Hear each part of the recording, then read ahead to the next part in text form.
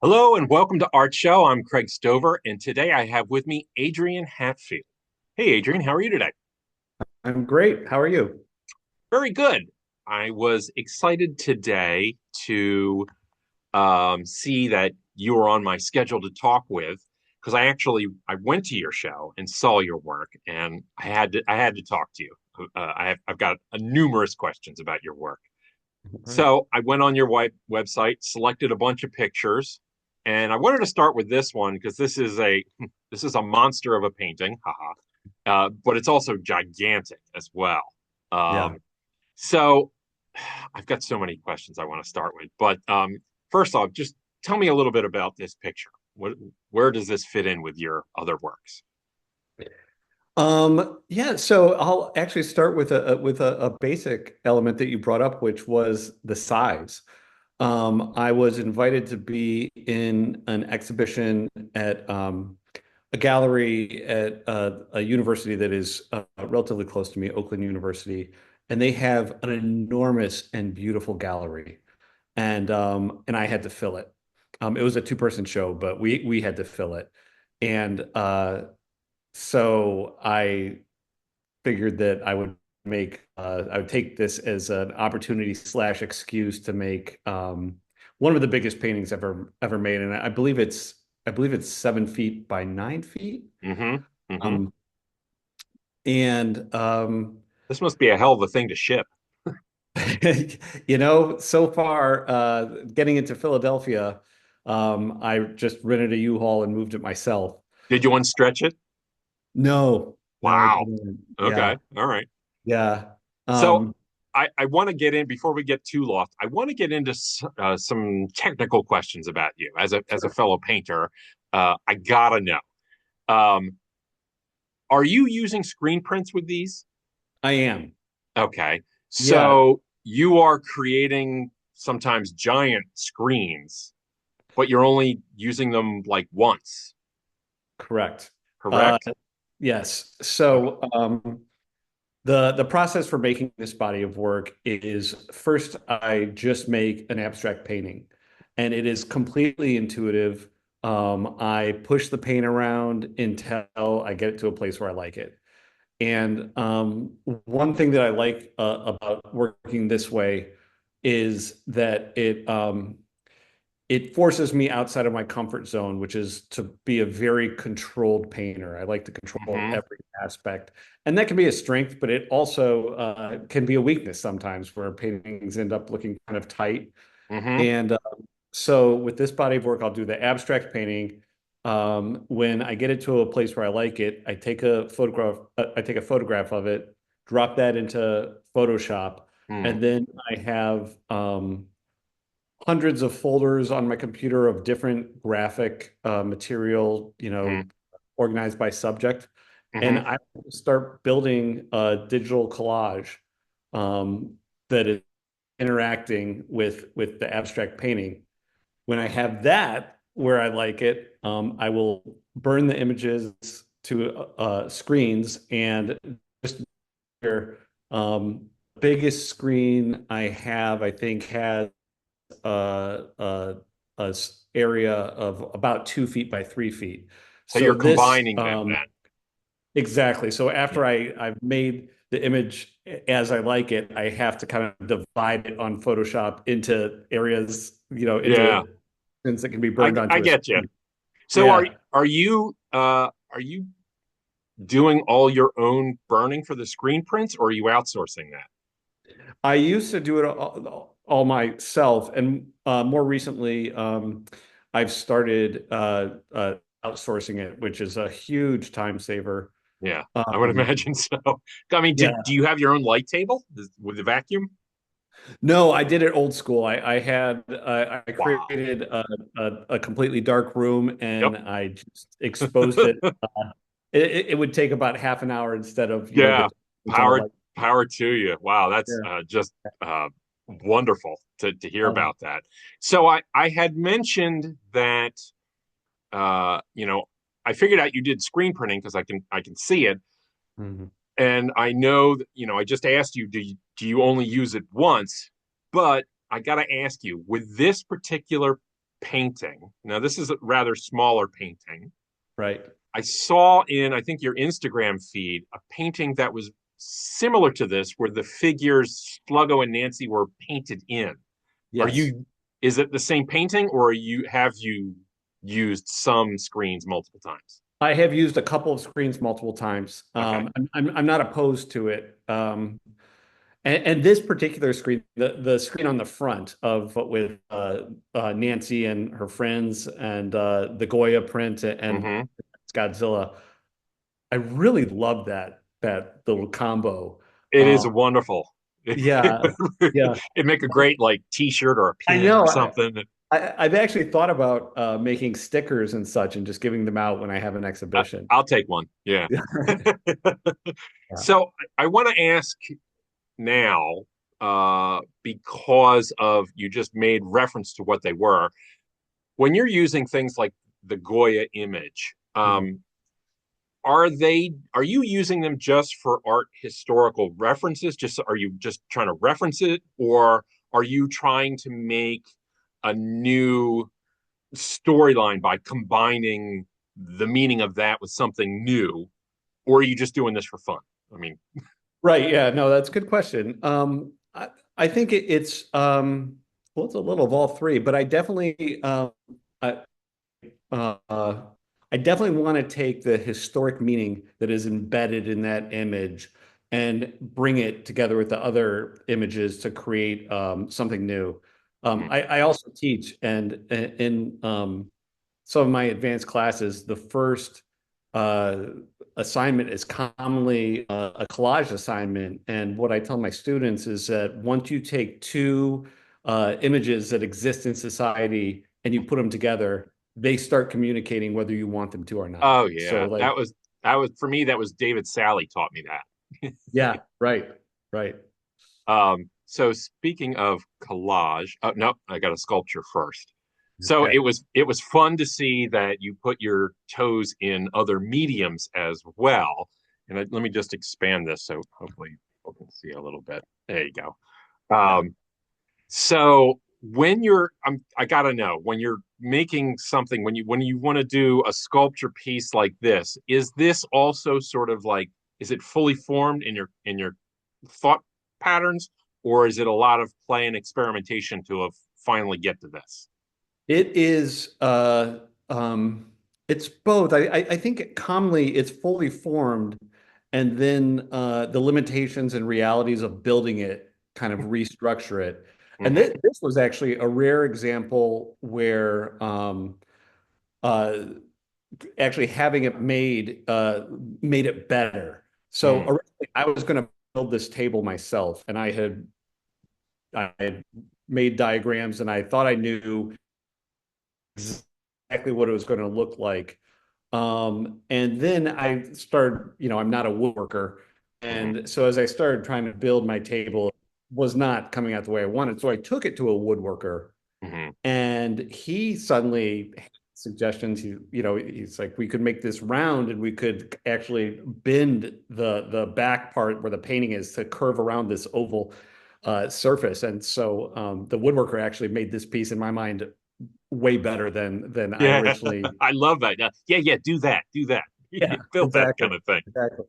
Well, I like this also because, I thought this was the next piece I'm going to show, but you had mentioned collage. So I can see those elements, the collage thinking, I want to say, Right. uh, still within the sculptural element. I thought that was really kind of a fun thing to do. Um, Not the piece I thought it was going to be, got these all out of order, but I saw this piece too. And this was the one where I figured out the whole screen printing. So this is also very large. So am Mhm. I looking at like maybe 6 or 7 screens here? At least. Hmm. Yeah. Did you? I think it's probably closer to 10. Okay. Mhm. Did you? I assume that most people just don't pick this up. I assume you were taught printmaking. I was. Yeah. In my undergrad experience, I was a printmaking major for a while before I kind of got Okay. to painting. Yeah. Was there anybody in particular that really got you excited about screen printing or about printmaking itself? Yeah, I went to Ohio State University and I had an amazing professor named Charles Massey. Hmm. Uh, and he was one of the best teachers I've ever had. I mean, both in teaching me process, but also in teaching me how to think critically about the work I Hmm. was. Yeah. Yeah, I love how most artists they have, like 20 or 30 teachers, but it's really like one or two that are Yeah, really right. the most important person. So Yeah. I love this particular picture, and I think for me it gets back to the what you were saying earlier about when you take two images and put them together, you got that third meaning. But if I've always found that if you then increase that, the meanings almost like become exponentially, unfathomably open to interpretation when you start adding like a third and a fourth and fifth element into it. Yeah. At what point when you're doing this, um, I'm curious to know how much flexibility do you have? Do you give yourself in the process? As an example, um, have you ever screen printed something in and go, nope, that's not right? You paint them all out. Yep. For sure. Okay, so you're Uh, that open when you're making the work. yeah, and there's like usually a sweet spot that I'm going for in that if I put just two images up next to each other, it might have an easily decipherable, pretty clear meaning. Hmm. Um, and I'm not interested in that. So I have very clear ideas that I'm working with, but I want to get it to a point where the viewer can spend some time bringing their associations to it as well, and kind of like working out the meaning. Um, Well, job I well don't done. want to. That's that All you, right. you succeed on that venue. Um, this was the piece I was thinking about talking about collage, talking about putting pieces Right. together. I showed this to my wife. She just flipped out for this one. She thought it was absolutely fantastic. It Oh, makes that's me nice. ask though your source materials. Mhm. So I know that you probably are a fierce collector online of finding images, and you probably have lots of folders. Do you also just collect printed source materials as well? Do you have endless folders of stuff? Yeah, and especially when I'm going through a period where I'm doing actual physical collage like this. Okay. Uh, and it's something where it's actually I really enjoy working this way because if I go in the studio and I have artist block or something, Mm-hmm. uh, I can just make, I can spend 6 hours making stickers of flowers. Mm-hmm. Uh, and then I just put them in a box and then I can just grab them when I actually start building the piece. Well, one thing I'd like to point out on this piece is on the left side there is a image of Godzilla Mm-hmm. that I removed. I took Polish film poster for the movie Godzilla versus the Smog Monster, Okay. and it was uh, my wife is Polish, and when I discovered Polish movie posters, especially from that era, they're so great because usually if you look at a movie poster from Japan and Germany and the United Right. States, they all look the same with just text. Uh-huh. In Poland, there was this time period where they just completely made their own posters and they were wild. Um, That's so great. I've gone to them for as source material quite a bit. So let me talk to you a little bit about your source materials. Do you have like favorite go-to places for finding new things? It usually comes down to like thinking, oh, conceptually, I want a werewolf in this painting, and then I'll do a Google search where I'm only looking for really big images, and I'll just look for like uh historic woodcuts of werewolves and Okay. see what I come up with, and then I'll just kind of collect a bunch of them. It's a nice change of pace when I can just kind of like to some degree turn my brain off and just go and just kind of like just start grabbing things online. Um, and AI has been interesting because I have I would just imagine. started creating one. Yeah.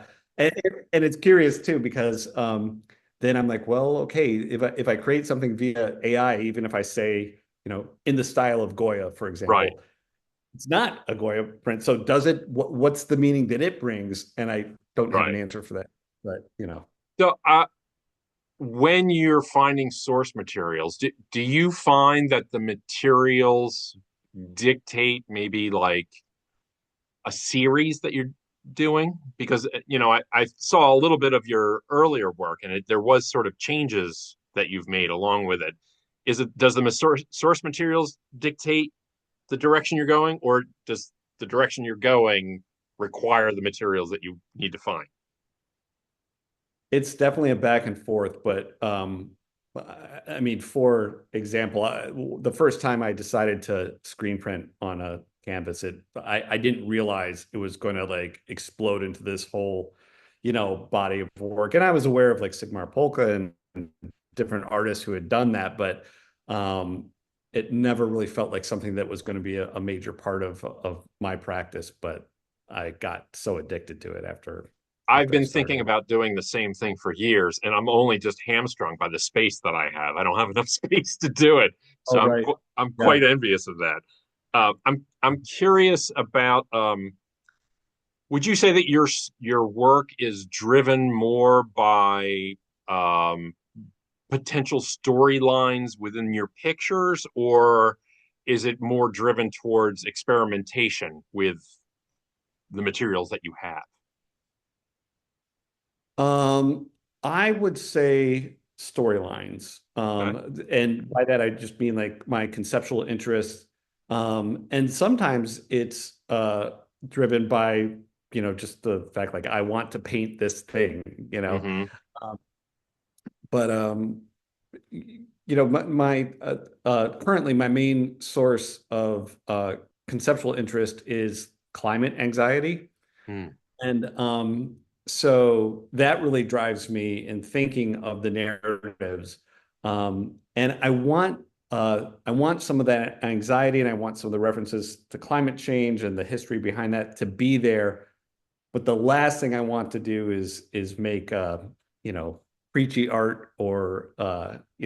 I generally find that to be pretty boring. So Yeah. um, I want to use that as like fuel for my creative process, but I don't want, to be like instructive. Right. Well, speaking of your work in that regard, you've been working for years. How has your creative process changed over the years? Has it been a gradual slide from one thing to the next, or have there been like major changes?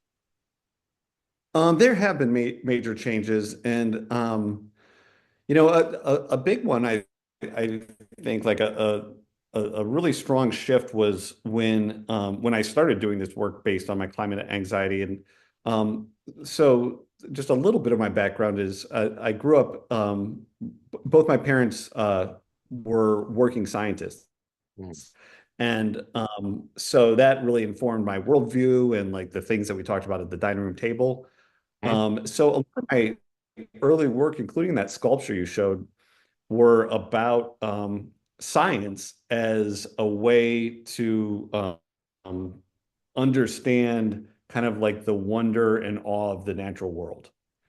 So I was interested in like the visual language of science, and in that sculpture, I was thinking about like museum diorama. Hmm. But it was very kind of romantic work, and slowly in the back of my head, because my parents taught me about climate change back in the 70s, right? So Hmm. I've been aware of it.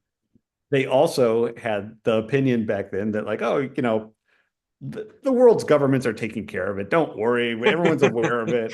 Mm. Um, and so like slowly this anxiety is growing over the years. And like I think it was probably about 10 years ago I started doing work based on that anxiety. But there came a point where I'm like, this is what I'm thinking about. This is kind of I'm kind of growing like obsessed with the fact that not much is being done about this problem. Mm. So You so had that was a big mentioned sign.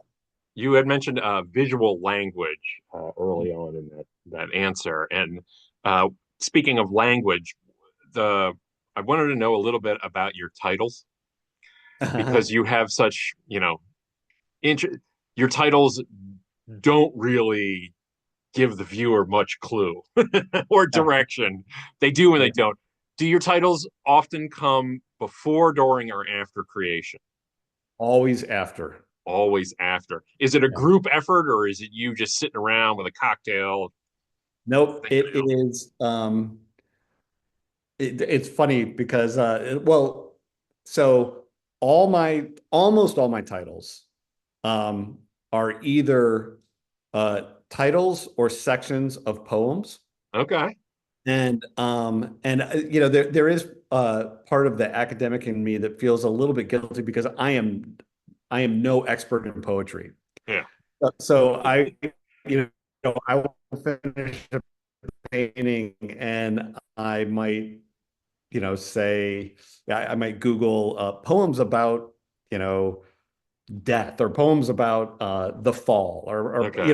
and then I'll like read through about the poems and find some little bit that I think really kind of like hits what I was interested in. And in a way I see it as like one more element of collage. I was just going to say, it sounds Um, like you're collaging the and the titles in. funny, That's fantastic. yeah, yeah. I want to know, And what's go ahead. Um, do I was going to you, say that. go ahead. There's lag. Go ahead. Okay. One thing that's always fun for me is when somebody comes to one of my exhibitions who knows a lot about poetry and recognizes something, recognizes one of the titles. Yeah. That's great. That's an eye opener for you then. Well, Yeah.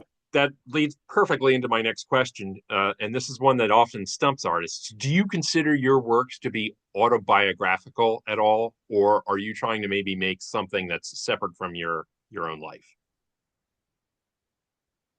There's that look I often get when I ask that That is question. a great. Yeah, no, that's a great question. It definitely reflects my my interests and where my mind is, but um I would not call it autobiographical. I would call it like some kind of magic realism version of my subconscious. I'm Okay. just So it's like yeah. subconscious adjacent kind of a thing. Yes. Yeah. Okay. One of the things I wanted to ask you, because you do something that I love, which is using printmaking as a mark making device, but robbing it of its one of its primary goals of making multiples. Right. Do you though make multiples? So right now, no.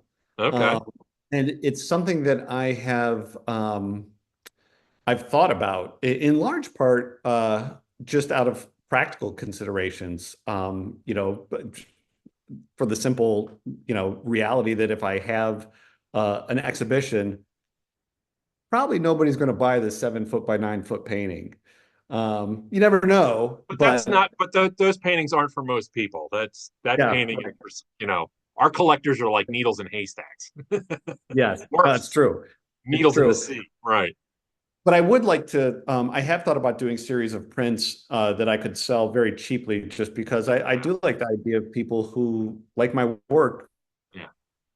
being able to have it around. So, I do that because it's a revenue stream, and when I always talk to artists, I always say, look, the power of your artwork is actually the copyright that you own, right? So you might as well take advantage of it because someday you'll be dead and somebody else will take advantage of it. So you might as well do right.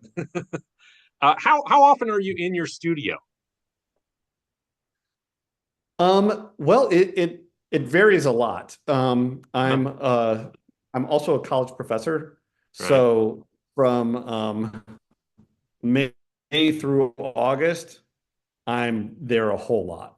Okay. And now in the school year, I try to get 20 hours a week. Okay. And S- it it depends entirely on what's going on at school. Okay. So when you go in your studio and you haven't been there for a while, do you have practices that get you moving? Is it just looking at source materials is enough for you to get that creativity sparked? Um, Sometimes, yeah. And Okay. I have a friend who's also an artist, and she said something that has really been helpful uh, to me with dealing with artist block. Um, and she said, go back and look at your own work. Look at your own work from like years back, Hmm. and and I find that does it reminds me of why I do this, and I remember making earlier pieces, and Yeah.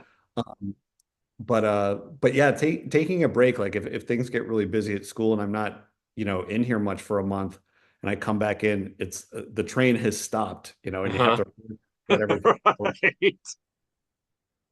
Yeah. I get you. Um, I uh, I have time for just two more questions. This goes by quick today. Okay. Um, I'm curious to know, so painting, printmaking, sculpture, are there any other mediums that you maybe want to venture into that you just haven't done yet? Um, well, there are some that I have done a little bit, like video installation. I did some of that, and it wasn't very good. Mm, And I realized that, to get it to the point that I want it to be, I would really have to focus on that for a long time. And I might do it someday, but I I feel like my skill set is already pretty well developed in with painting, and some of the very kind of specific 3D stuff that I do. Um, and so usually when I have the time in the studio, I just kind of jump into what I know. mm. Have you ever played with VR yet? No, I have not, but You, that would be that would be fun. great because all that Yeah. source material you just upload into it and you can start playing with it. I would love to see what you come up with for that. Yeah. Um, Time for one final question. Question I ask almost all artists. What does making art do for you? Yeah, that is a great question. And I definitely have a need for some creative output. Um, it's funny after the show in Philadelphia that you saw, I had worked really diligently to get some new paintings done for that exhibition. And I told myself, okay, you're gonna take 3 weeks off. Like you're not gonna go to the studio for 3 weeks. You're gonna do other things. And so I run a Dungeons and Dragons campaign, Hmm? and so in this time that I was telling myself I wasn't going to do an drama for my players when we played, so it's like my nerdy hobby just hijacked my need for creative output, and so Nice. I always kind of roll my eyes when artists say like, "Oh, I feel like I need to do it." Like but I kind of need to do it. Uh-huh. Yeah, I get you. I mean, Yeah. I've interviewed plenty of artists, so that I even had one earlier today, and I asked him the same exact question, and he thought about it. He says, "Well, it doesn't do anything for me." And then he sat there and he listed all the things that it does for him. So I never know. Well, Adrian, I had so much fun talking with you today. I really appreciate it. Thank you so much for coming by to talk to me today. And I want to thank everybody who tuned in to watch Art Show today. We really appreciate your support, especially if you give us some likes and subscribes. That really helps push out Art Show, lets more people see it. So thank you for watching. And Adrian, again, thanks for coming by today. Thank you. Take care, everyone.